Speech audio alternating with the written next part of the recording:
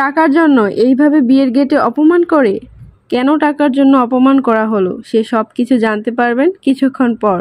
জানতে হলে দেখতে হবে পুরো ভিডিওটা। সো হ্যালো এভরিওয়ান, আসসালামু আলাইকুম। This is me Nusrat Jahan মু and welcome back to my channel. সবাই কেমন আছেন? কি অবস্থা? আশা করছি সবাই ভালো আছেন। আলহামদুলিল্লাহ, আমরাও ভালো আছি। চলে এলাম নতুন আরও একটি ব্লগ নিয়ে। আশা করছি আমার আজকের এই ব্লগটি আপনাদের কাছে ভালো লাগবে। আজকের ব্লগটা আমি সন্ধ্যা থেকে শুরু করেছি। আজ আবারও একটা বিয়ে হচ্ছে আমাদের বাসার নিচে যে কমিউনিটি হল আছে ওইখানে। এখানে কিছুদিন পরপরই দেখা যায় যে বিয়ের অনুষ্ঠান হয় আর খুব জাঁকজমক অনেক সুন্দর করে সাজিয়ে নেওয়া হয়। তো এগুলো দেখতে খুবই ভালো লাগে। তো আজও দেখছিলাম আর ভিডিও করছিলাম। কিছুদিন আগে এখানে অনেক বিয়ে হতো, কিন্তু এখন ইদানিং যে ধরনের বিয়ে হচ্ছে সেটাতে একটা না একটা সমস্যা দেখাই দিচ্ছে, কেন জানি না, বুঝতে পারছি না। আগে তো এ ধরনের কোনো সমস্যাই দেখতাম না, কিন্তু এখন বারবার দেখছি যে যেই ধরনের বিয়ে হচ্ছে একটা না একটা প্রবলেম এখানে হচ্ছেই। তো কি সমস্যা হয়েছে সেটা আমি একটু পর বলছি। এখন আমি কি করছি সেটা আগে একটু বলে নিচ্ছি। আপনারা যে ভিডিও ফুটেজটা দেখেছেন সেটা তো সন্ধ্যাবেলার ছিল, তো ওই দিন আর ভিডিও করা হয়নি। তো এটা ছিল পরদিন দুপুরবেলা রান্নাবান্নার ভিডিও। তো এখানে রান্নাবান্নার জন্য কিছু সবজি কেটে তারপর ধুয়ে পরিষ্কার করে নিয়েছি। শুরুতে চালটা ধুয়ে তারপর রাইস কুকারে বসিয়ে দিয়েছি, আর এখন যে সবজিগুলো কেটে রেখেছিলাম সেইগুলোকে পরিষ্কার করছি। এইখানে আলু আর সিম কুচি কুচি করে কেটে নিয়েছি, এটা দিয়ে ভাজি করব। শীতকালে আলু সিমের যে ভাজিটা হয় সেটা খেতে আমার কাছে অনেক দারুণ লাগে। আর এখানে যে আলু আর সিম একটু পাতলা পাতলা করে কেটে নিয়েছি, এটা দিয়ে আমি ভর্তা বানাবো। আর এই শীতের সময় এই সিমের ভর্তা যারা না খেয়েছে আমি মনে করি তারা অনেক বড় একটা মজার জিনিস মিস করেছে। এটা দারুণ লাগে খেতে। আর কিভাবে বানাবো সেটা আপনাদেরকে শেয়ার করব। ওই সাইড থেকে সিম আর আলু বসিয়ে দিয়েছি, একটু পানি দিয়ে আর লবণ দিয়ে সিদ্ধ করে নিচ্ছি শুরুতেই। তারপর একটু শুকনো তাওয়ায় তারপর টেলে নিব। আর দেখেন আমি রাইস কুকারে কিন্তু অনেক আগেই ভাতটা বসিয়ে দিয়েছি। তারপর ওয়ার্ম মোডে দিয়ে রেখেছি, কুক মোডে যে দিতে হবে সেটাই ভুলে গেছি, তাই এখন কুক মোডে দিয়ে দিয়েছি। আর সেই সাথে চালের পানিটা পরিমাণ মতো হয়েছে কিনা সেটাও চেক করে তারপর ঢাকনাটা লাগিয়ে দিয়েছি। আর এই তো এই দিক থেকে মাছগুলো হচ্ছে কিনা সেটাও দেখব।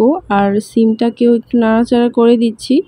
আসলে মাছগুলো হয়নি। আর এই কড়াইটা তো আমার নতুন, এটাতে আসলে মাছ ফ্রাই করতে গেলে একটু প্রবলেমই হয়, সেটা আজ বুঝতে পেরেছি। কারণ এর আগে একবার করেছিলাম, তখন আর কোনো সমস্যা হয়নি। আজ এগুলো ভাজতে গিয়ে কড়াইটাই পুড়ে গেছে।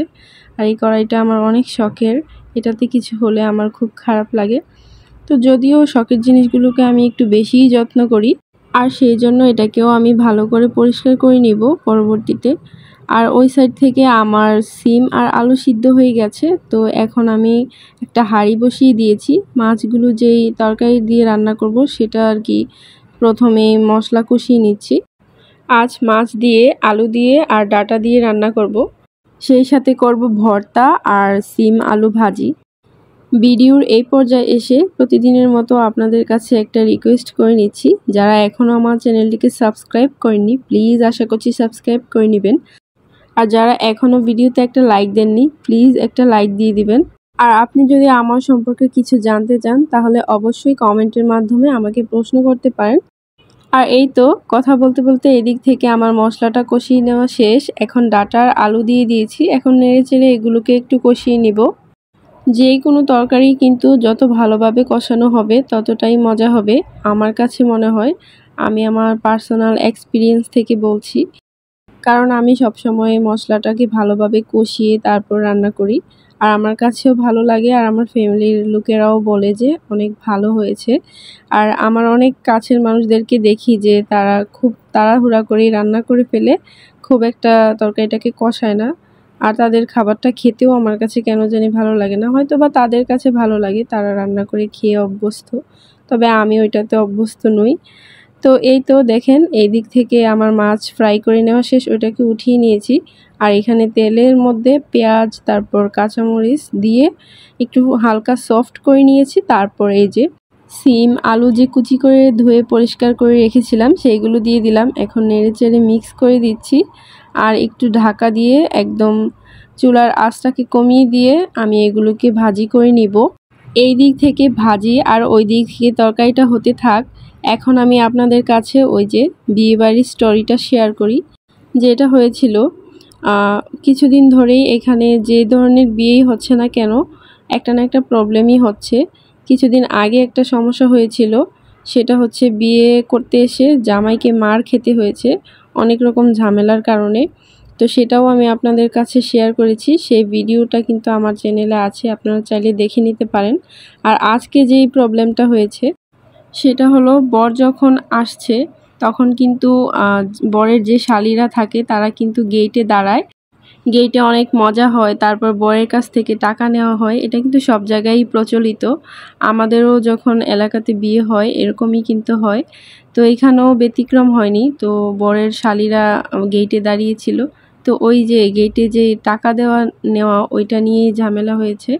মেয়ের পক্ষ থেকে যারা গেটে দাঁড়িয়েছিল তারা একটা অ্যামাউন্ট চেয়েছে বর পক্ষ থেকে, তো তারা একটু বেশিই চেয়েছিল। এটা কিন্তু সবাই করে, শালিকারা কিন্তু বেশি চায়। তারা কিন্তু জানে যে যখন বেশি চাওয়া হবে অর্ধেক বা তার থেকে কম হলেও তাদেরকে দেওয়া হবে। কিন্তু বরপক্ষের লোকেরা কেমন মেন্টালিটির আমি বুঝতে পারি না, তারা একেবারেই টাকা দিতে রাজি না। এটা নিয়ে একদম ঝগড়া বাঁধিয়ে ফেলেছে, সবাইকে অপমান করা শুরু করেছে। কি যে একটা অবস্থা! তো আমরা যখন এটা শুনি আমরা তো একদমই অবাক হয়ে গেছি যে মানুষ কিভাবে এতটা নিচু মনের হতে পারে। যাই হোক, এটা যার যার পার্সোনাল ব্যাপার, আমাদের কিছুই না, তারা আমাদের কোনো রিলেটিভও না, তাই আর কিছু বলার নেই। এটাই ছিল আসলে কাহিনী, তো এটাই আপনাদের সাথে শেয়ার করলাম। আর এই তো দেখেন, আপনাদের সাথে বিয়েবাড়ির গল্প শেয়ার করতে করতে আমার রান্না কিন্তু প্রায় শেষ। এখন শুধু তরকারিটাতে মাছগুলো দিয়ে দিচ্ছি, তারপর আরেকটু জাল করে ফুটিয়ে নিলেই মোটামুটি আমার রান্না শেষ। তো এই তো এর মধ্যে আমার রান্না বান্না শেষ হয়ে গেছে। এইখানে ছিল গত দিনের ছোট মাছের তরকারি, আর এইখানে আমি যে সিম আলুর ভর্তাটা বানিয়েছি সেটা ভেবেছিলাম এটা একদম ডিটেলসে আপনাদের সাথে শেয়ার করব, কিন্তু পরবর্তীতে আমার আর ইচ্ছে করলো না ক্যামেরাটাকে অন করার জন্য। তবে আবার যখন বানাবো তখন আপনাদের সাথে শেয়ার করব ইনশাআল্লাহ। আর এই তো এইখানে মাছের তরকারিটাও হয়ে গেছে, সেটাও একটু দেখিয়ে দিচ্ছি। দুপুরের জন্য রান্নাবান্না শেষ করে তারপর চলে গেলাম রাফসানকে নিয়ে হসপিটালে। এই তো হসপিটালে চলে এসেছি, থেরাপি রুমে এখন বসে আছি। আজ দেখলাম যে থেরাপি রুমে একদমই লোকজন নেই, আমি একাই আসছি। আরও অনেকেই আসছিল শুনেছি, ওরা নাকি থেরাপি দিয়ে চলে গেছে। তো আমি আর আমার ছেলে বসে আছি, রাফসানের ম্যামের জন্য এখানে বসে বসে অপেক্ষা করছি। উনি হচ্ছে এখন নাস্তা করার জন্য গেছে, তো আমাকে বলল আপনি একটু ওয়েট করেন। তো এই তো রাফসানকে নিয়ে এখানে বসে আছি, তো অনেক দুষ্টামি করছিল। এই যে এখানে ভাগ, তারপর পশু পাখির ছবি দেখে ও দেখাচ্ছিল আর একটু একটু বলার ট্রাই করছিল কোনটা কি। আলহামদুলিল্লাহ, আমার ছেলেটা এখন আগের থেকে অনেক কিছুই বলতে পারে। আর হয়তোবা কিছুদিন এখানে থাকা হবে, তারপর নিজের বাসায় চলে যাব। আমি তো অনেক এক্সাইটেড নিজের বাসায় যাওয়ার জন্য। আসলে এই শহরের বন্দি কারাগারে থাকতে আমার একদমই ভালো লাগে না, আমার গ্রাম আমার কাছে সব থেকে বেস্ট। আর যখন গ্রামে যাব তখন আপনাদের জন্য আরও ভালো ভালো ব্লগ শ্যুট করে তারপর শেয়ার করব ইনশাল্লাহ। আর এই তো দেখেন, হসপিটাল থেকে আসার সময় কিছু বাজার করে নিয়ে আসছি, সেটাই একটু দেখিয়ে দিচ্ছি। এখানে 16 পিসের একটা নুডলসের প্যাকেট আছে, আর আমার ছেলের জন্য একটা কর্নফ্লেক্সের প্যাকেট এনেছি, ও এটা খুব পছন্দ করে। আর এই কর্নফ্লেক্সটা কিন্তু দুইটা ফ্লেভারের আছে, একটা চকলেট ফ্লেভার আর একটা এমনিতেই নর্মাল। তো আমার ছেলে কিন্তু নর্মালটাই বেশি পছন্দ করে, কিন্তু আজ ওইটা পাইনি, তাই এই চকলেট ফ্লেভারেরটা নিয়ে আসছি। আর এখন যে অংশটুকু দেখতে পাচ্ছেন এটা হচ্ছে সন্ধ্যাবেলায়। আজ সন্ধ্যায় চিতই পিঠা দিয়ে নাস্তা করছি। আমাদের বাসার নিচে কিন্তু চিতই পিঠা, তারপর আরও অনেক ধরনের পিঠাই বানানো হয়। তো চিতই পিঠাটা খেতে ভালোই লাগে, সেজন্য বললাম যে চিতই পিঠা নিয়ে আসেন। তো চিতই পিঠার সাথে ওরা কয়েক ধরনের ভর্তাও দিয়েছে, আর আমাদের ঘরে ডালের একটা তরকারি ছিল, তো সেটা দিয়ে আজ চিতই পিঠা খেয়ে নিচ্ছি। আমার কিন্তু শীতের সন্ধ্যায় আর শীতের সকাল এই দুইটা সময় এই ধরনের পিঠা খেতে এত ভালো লাগে। আমার মতো কি আপনারা আছেন? তাহলে আমাকে কিন্তু কমেন্টে জানাবেন। এই যেমন ভর্তা, তারপর মাংসের ঝোল কিংবা ডাল, এগুলো দিয়ে না পিঠা খেতে আমার খুবই ভালো লাগে। তো এই তো পিঠাটা খাচ্ছিলাম আর খুব এনজয় করছিলাম খাবারটাকে। অনেক আগে না আমি কি ভাবতাম যে শহরের লোকেরা মনে হয় পিঠা খায় না, বানাতেও পারে না, আর গ্রামের লোকেরাই পিঠা বানাতে পারে আর তারা খায়। আসলে আমার ধারণাটা ভুল ছিল, শহরে এসে সেটা বুঝতে পেরেছি। আসলে শহরে কিন্তু মানুষ আরও বেশি পিঠা খায়। রাস্তার ধারে অনেক লোকেরাই পিঠা বানিয়ে বিক্রি করে। আর এই দুধের প্যাকেটটা আজ দুপুরে নিয়ে আসছিলাম, তো সেটাকে আর জারে রিফিল করা হয়নি। তো এখন একেবারেই দুধটা শেষ হয়ে গেছে, তো ভাবলাম যে এখন এটাকে রিফিল করে নিই। আরও কিছু বাজার নিয়ে এসেছিলাম, তো সেইগুলোকে যার যার জায়গায় রেখেছিলাম, কিন্তু এটাই বাকি ছিল, তো এখন এটা করে নিচ্ছি। তাহলে আমার কাজ শেষ। সেই সাথে আপনাদের কাছ থেকেও বিদায় নিতে হচ্ছে। ভিডিওর একদম শেষ পর্যায়ে চলে আসছি। সবাই ভালো থাকবেন, সুস্থ থাকবেন। কথা হবে নেক্সট ব্লগে। আল্লাহ হাফেজ। আসসালামু আলাইকুম।